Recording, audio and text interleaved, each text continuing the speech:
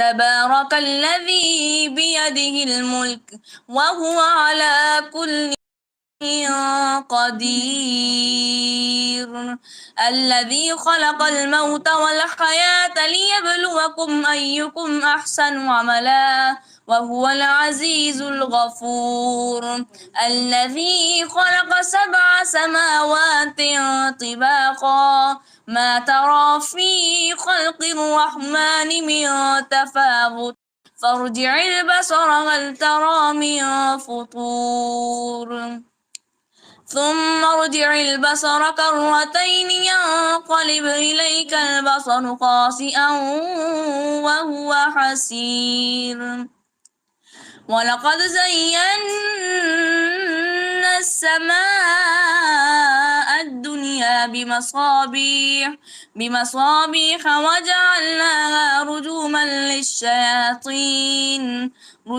للشياطين وأعتدنا لهم عذاب السعير وللذين كفروا بربهم عذاب جهنم وبئس المصير إذا ألقوا فيها سمعوا لها شهيقا وهي تفور تكاد تميز من الغيظ كلما ألقي فيها فوج سألهم خزنتها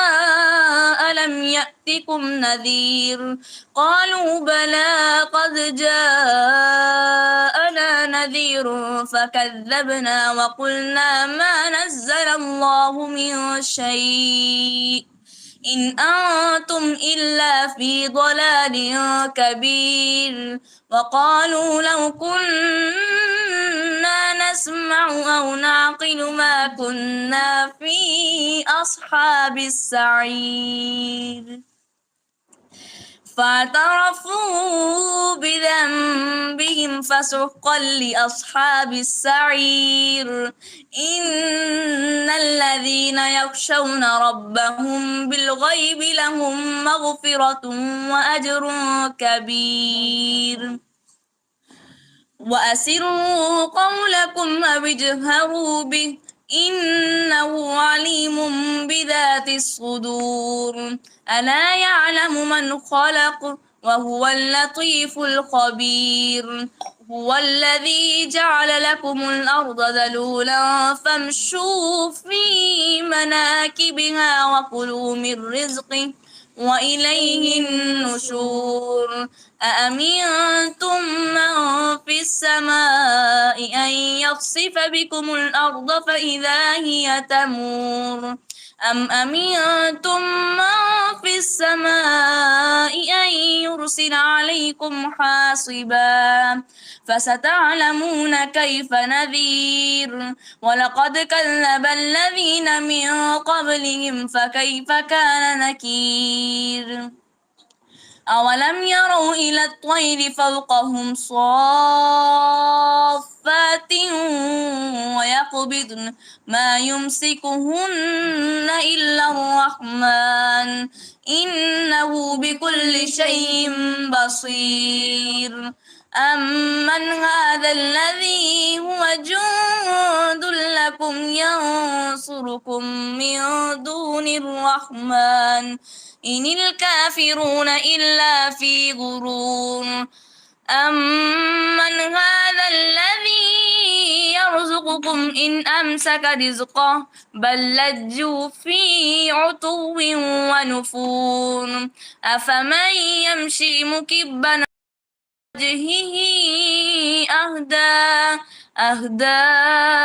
أمن يمشي سويا على صراط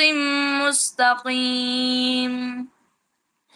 قل هو الذي أنشأكم وجعل لكم السمع والأبصار والأفئدة قليلا ما تشكرون قل هو الذي ذراكم في الأرض وإليه تحشرون ويقولون متى هذا الوعد إن كنتم صادقين قل إنما العلم عند الله وإنما أنا نذير مبين فلما رأوه زلفة سيئت وجوه الذين كفروا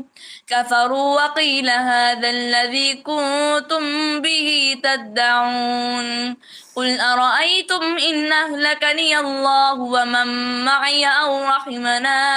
أو رحمنا فمن يجير الكافرين من عذاب أليم قل هو الرحمن آمنا به وعليه توكلنا فستعلمون من هو في ضلال مبين قل أرأيتم إن أصبح ماؤكم غورا فمن يأتيكم بماء معين